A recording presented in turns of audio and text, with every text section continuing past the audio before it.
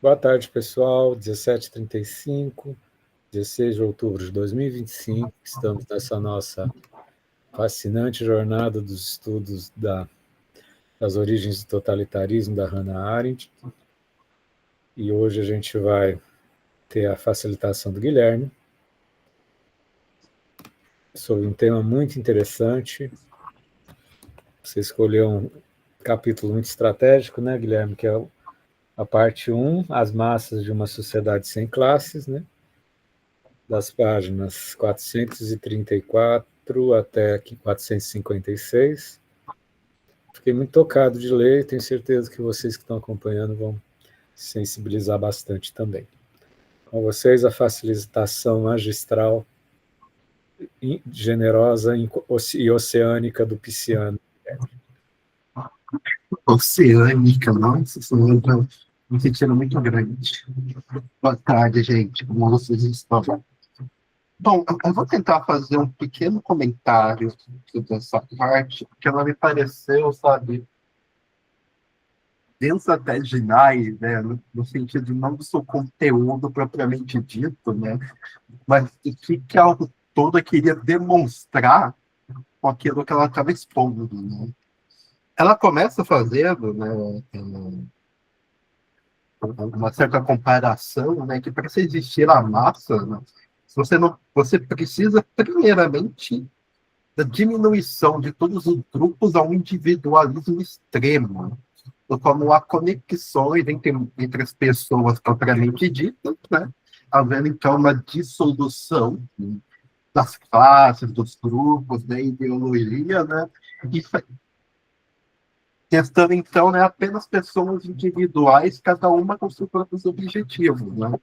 Isso é interessante, porque a gente pensa o movimento de massas, né, como um certo agrupamento coletivo, né, de pessoas que compartilham da mesma ideologia, do mesmo objetivo. A autora está afirmando que, muito pelo contrário, né, a massa não quer nada. A massa vai estar ali simplesmente para ser coordenada e mandada, não tem nenhum vínculo propriamente entre as pessoas, né?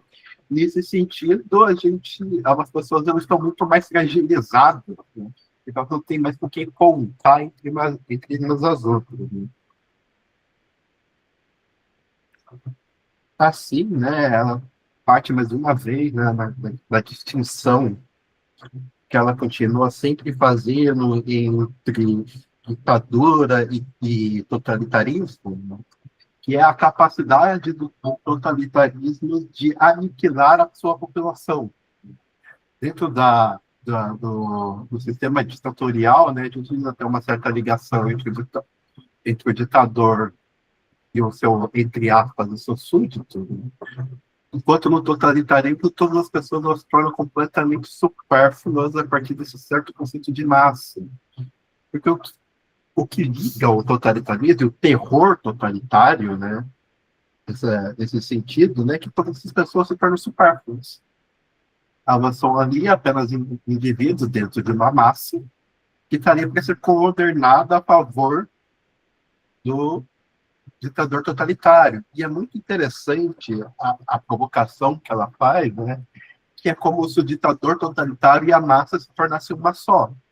Que a vontade da massa está representada no ditador totalitário, e o ditador totalitário representa a vontade das massas. Fiquei muito aqui pensando, não sei se vocês tiveram contato com a obra, né, eu sempre falo o nome errado, gente. A obra do George Orwell, que é o 1984, né? Não sei se você já leu essa obra. Mas ler essa obra, gente, é você ver o governo totalitário na sua máxima pungência. Né? Acho que isso que a Hannah Arendt quis aludir quando ela disse no final, na parte anterior, né, que tanto Hitler quanto Stalin jamais viram um totalitarismo levado à sua consequência máxima. Ou seja, o totalitarismo que a gente conhece não chegou, entre várias aspas, à sua conclusão, porque sem ela, o totalitarismo não pode ter conclusão. ele é totalitário, né? Se vocês lerem o 1984, nós literalmente temos essa máquina do totalitarismo funcionando plenamente a todo vapor. Tem uma parte, né? A Hannah Arendt, ela diz aqui, né, no Origem do Totalitarismo, né, que dentro do governo totalitário não é possível ter, né, qualquer dissidência ideológica ou pensamento divergente daquilo que a massa tem, né, daquilo que o governo totalitário diz. Ou seja, é um governo completamente uniforme, né, que não consegue perceber nenhuma diferença. Vocês viram, em 1984, tem uma hora que o governo institui que eles deixaram de estar em guerra com um país para estar em guerra com outro. E nós temos simplesmente a reescrição da história naquele país, do qual ele sempre teve em guerra com outro país. Ou seja, a história é completamente deformada e controlada para cair dentro do discurso do governo. Eu me lembro de ter lido aquilo, sabe? Lá nos meus primórdios dos meus 16 anos de idade, porque eu fui essa pessoa que leu em 1984 com 16 anos, e ser tocado exatamente por como os personagens moveram uns aos outros e simplesmente a completa dúvida que poderia ter tido naquele comando do governo desapareceu. Que o governo diz era verdade. E imagina que é exatamente isso, né? O que a Hannah Arendt diz, né, que o governo totalitário visa conseguir alcançar um completo domínio sobre o indivíduo transformado em uma massa supérflua, porque ele já não tem mais uma capacidade de gerar vínculos e conexões uma com as outras. Passando um pouco mais para frente, eu queria citar algo que ela diz na página 440. Tem sido frequentemente apontado que os movimentos totalitários usam e abusam das liberdades democráticas com o objetivo de suprimi-las. Ângela, seu áudio está aberto.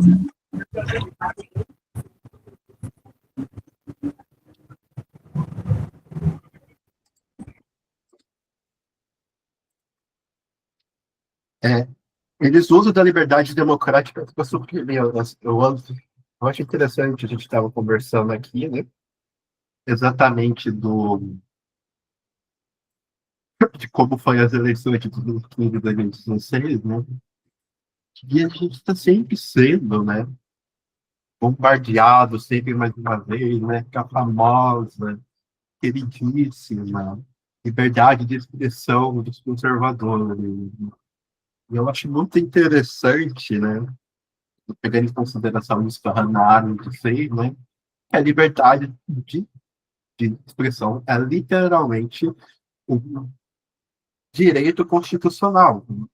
E é usado para silenciar, dentro dessas mãos desses conservadores, né, a mobilização, né, do povo e das classes contra o movimento de abuso e de violência. Por quê? Porque ele tem que deixar o outro falar aquilo que ele acha. Ele já não pode mais dizer que não há coisas que não devem ser faladas.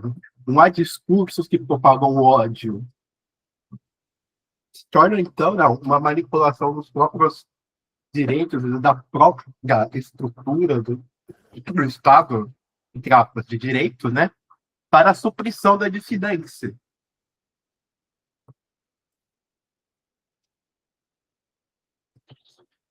Então, né, nós temos então, né, esse monolítico de opinião frente ao Estado totalitário, né, que esvaziam completamente os movimentos políticos de qualquer consistência. Ela até assinala aqui, né, aparentemente o que o partido do Hitler usou para se eleger era simplesmente uma separação da velha política. Qualquer semelhança do Estado político atual é mera coincidência, né? Que é simplesmente qualquer ódio contra a estrutura do governo, contra as leis, como a política é feita, né? E a criação desses inimigos dentro da própria política. Né? O que o Hitler fez, né, foi simplesmente, né, conseguir concretizar, né, a desconfiança na política contra uma certa estrutura do governo. Assim, nós temos uma massa que tem vontade direcionada, né, a algo que ela tem que fazer visando a mudança desse governo, que é, eventualmente, vai decair na instituição do regime totalitário. Porque não tem plano político. Não tem nenhuma coisa, né? Eu acho que aqui é interessante falar, né? A Hannah Arendt, ela tem uma noção interessante de política, que política só pode sempre ser feita em comunidade. Política é discussão do destino da comunidade, para Hannah Arendt. Nesse sentido, quando a gente tem uma massa se orientando na política, como a massa ela não é composta, ela é composta de indivíduos sem interesses, nós não temos ali propriamente nenhuma comunidade. Então, nós temos um movimento político apolítico, porque não visa nenhum tipo de competição daquilo que é a necessidade da comunidade, mas sim apenas a vinculação do interesse do regime. E esse regime tem que ser, né, completamente monolítico e centrado. Ela afirma aqui, né, que enquanto na Alemanha havia, então, a criação, já havia presente essa massa de um desinteresse na comunidade, né? Na Rússia, dentro do regime do Stalin, foi necessário fabricar essa dissolução das classes e dos vínculos comunitários. Ele fez isso tanto com a comunidade rural quanto com a classe trabalhadora urbana, desmantelando através de políticas, né, toda e qualquer possibilidade das pessoas se articularem entre si. Eu fico pensando, né, nesse sentido, não foram reformas que aconteceram sem nenhum desarmamento de sangue, né? Muito pelo contrário, foram reformas dentro da estrutura da Rússia que foram muito violentas e sangrentas. Né? Eu fico pensando que exatamente a exposição à violência como modus operandi do governo, né, acaba por si mesmo disseminando a possibilidade disseminando, não, diluir a possibilidade de convívio em comunidade. Porque é como se aquilo que existisse para organizar a vida cotidiana fosse exatamente aquilo que impedisse a vida cotidiana de se estabilizar.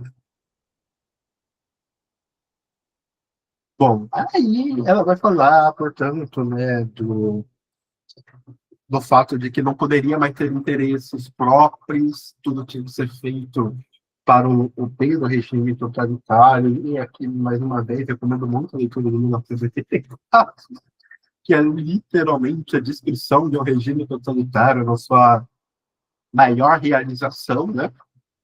E como as pessoas não são desprovidas de paixão. Elas não podem mais ter desejo, ter amor, querer alguma coisa.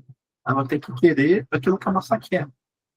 Aquilo que a massa quer é aquilo que o líder da massa quer.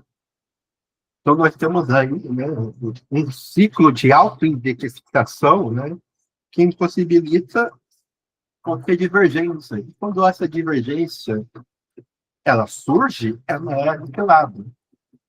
Seja ela pelos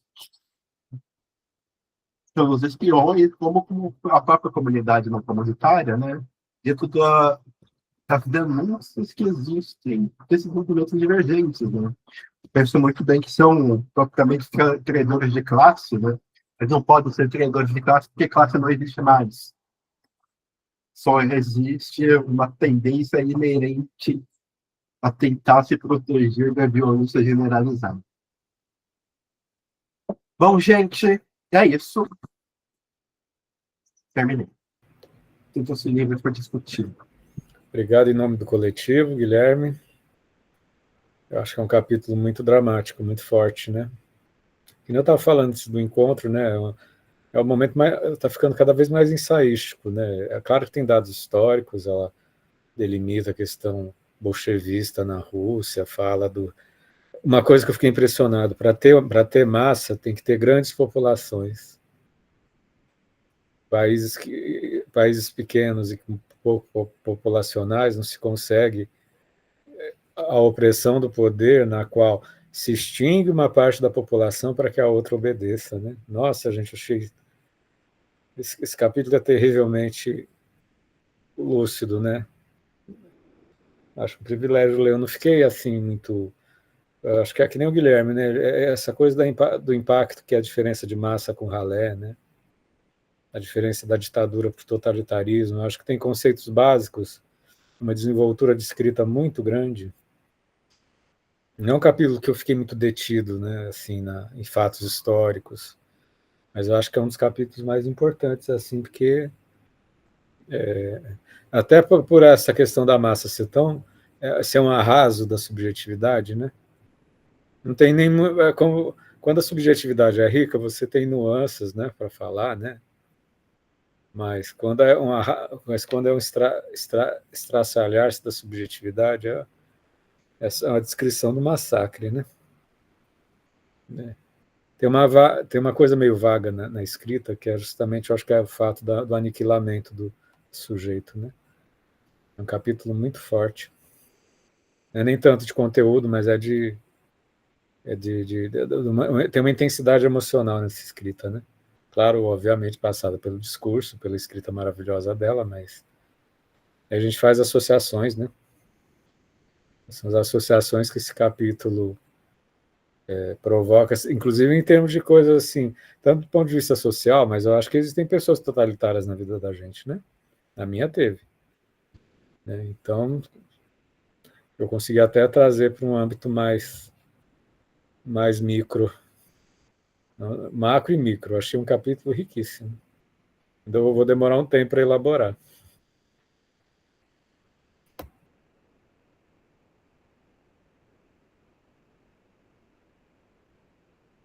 Pessoas totalitárias que querem zerar nossa subjetividade, né, gente? Ideologias, pessoas, grupos, né? Muito forte.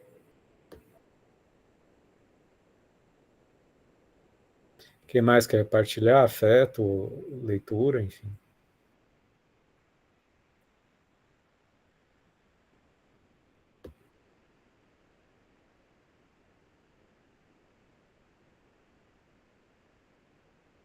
Isso me lembra uma outra frase da própria Hannah que eu li em algum lugar, né? Que o totalitário ele tem que fazer a máquina do totalitarismo girar. Não é conteúdo, não é ideologia, entendeu?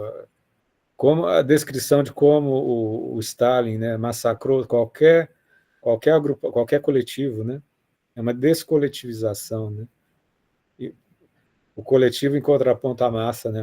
Para massificar tem que diluir coletivos, diluir organizações, né? Diluir identidades, né? É uma falta de face, né? Um grupo sem face, né? É muito forte, gente. A leitura, eu acho que talvez é o capítulo que mais mexeu comigo.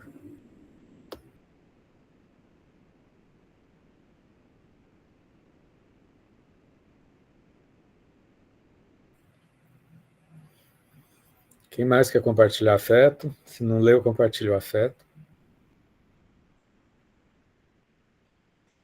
Guilherme levantou a mão, depois o Johnny. Guilherme? Não, eu só queria compartilhar que essa leitura ela me fez me lembrar muito de um conceito do verdade. Ele fala em contraponto ao cara, normal, que a gente vive uma sociedade líquida, né? Eu vou pegar que faz o contraponto que a gente vive numa sociedade de espuma. Aí eu não sei se vocês já pararam para observar espuma. Mas espuma é um aglomerado de bolhas que jamais entram em contato uma com a outra.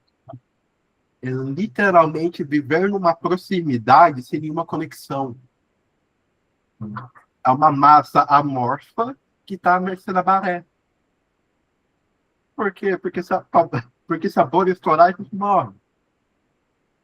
Mas a bolha que nos protege da nossa existência, mas a mesma coisa é exatamente aquilo que impede a gente de se conectar com o nosso vizinho. E a gente está cada um na sua bolha. Nesse sentido, é literalmente o que a Hannah Arendt descreveu, né? É uma sociedade amorfa de indivíduos à mercê da onda, que caminham com a onda, né? Sem saber para onde vão. E se saber para onde vão, acho pior, né? É muito forte, né, Guilherme? Johnny? Boa tarde. Boa tarde, boa tarde. É que me lembra muito, né, o que nós vivemos uns 6 anos, 6, 7, 8 anos atrás. Basicamente, essa pessoa totalitária, como o professor Fernando mencionou, não é que nós temos pessoas totalitárias no nosso convívio, pessoas que nos anulam enquanto sujeito, enquanto subjetividade, identidade, etc.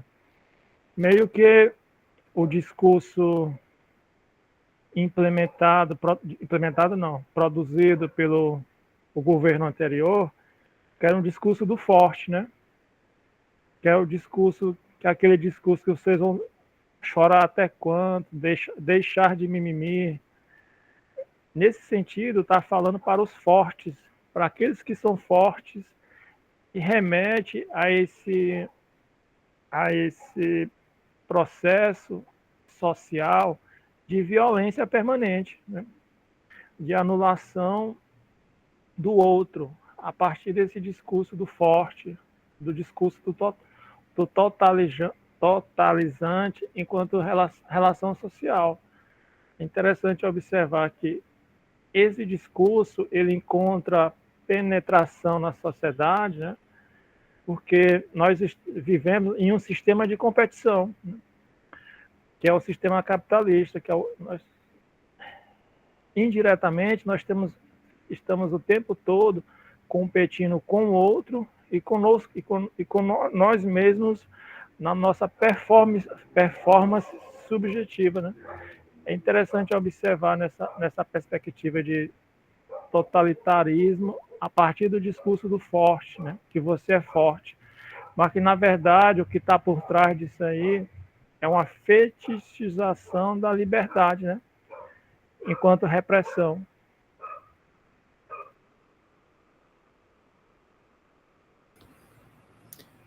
Muito boa a sua colocação. Os mitos, os fetiches do mito, né?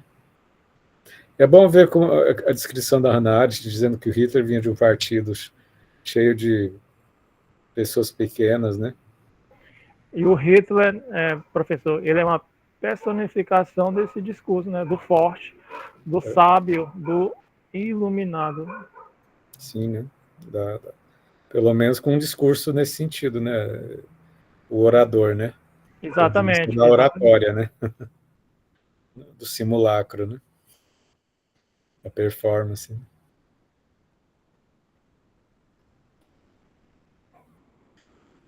Quem mais, gente? Quem não leu, gente, eu recomendo que leia. É um capítulo muito... Não achei que difícil de ler, eu acho que tem capítulos com mais dados históricos, né? Mas é muito forte. É uma experiência. Esse capítulo é uma experiência.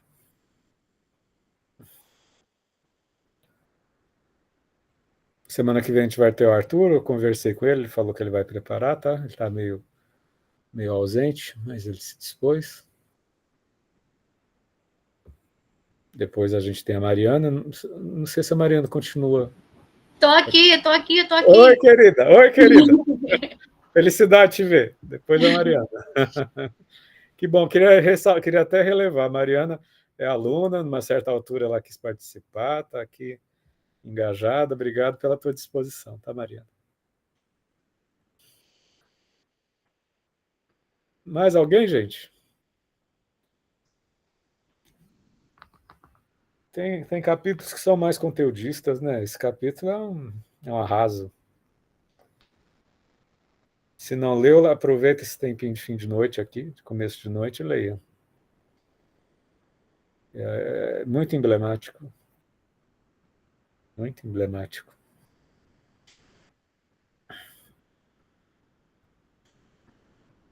Eu acho que é um dos apogeus do livro, não sei se vocês concordam, quem leu. Parece que ela fez todo um colchão detalhadíssimo para dizer, agora eu vou me soltar. Agora eu vou soltar as feras. Agora ela se soltou.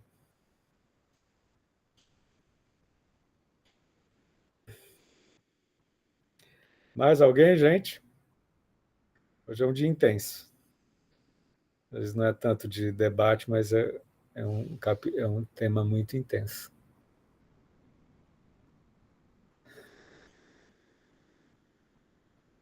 Estamos quietinhos. Recomendo a leitura, façam a leitura. Semana que vem, qual que é o tema mesmo? Aliança temporária entre a ralé e a elite, hein? Essas alianças. A tema desse capítulo também fiquei impressionado, ela já falou em outros capítulos, mas a ilusão de que os militares alemães tiveram em relação à SS, a polícia nazista, né, achando que eles iam fazer uma coligação, e aí a polícia nazista dominou, né? Enfim, é ilusória a aliança com totalitaristas, né? É sempre uma afirmação, né? Mais alguma questão, pessoal? Hoje o nosso encontro foi curto, mas intenso. Então, eu vou finalizar nossa gravação. Quem quiser conversar um pouquinho, a gente conversa. Até semana que vem. Quantas faltam, gente? Vamos ver. Estamos na 21. Hoje foi a 21. Temos 7 encontros, 7 semaninhas. Vai voar, né? Boa leitura para vocês.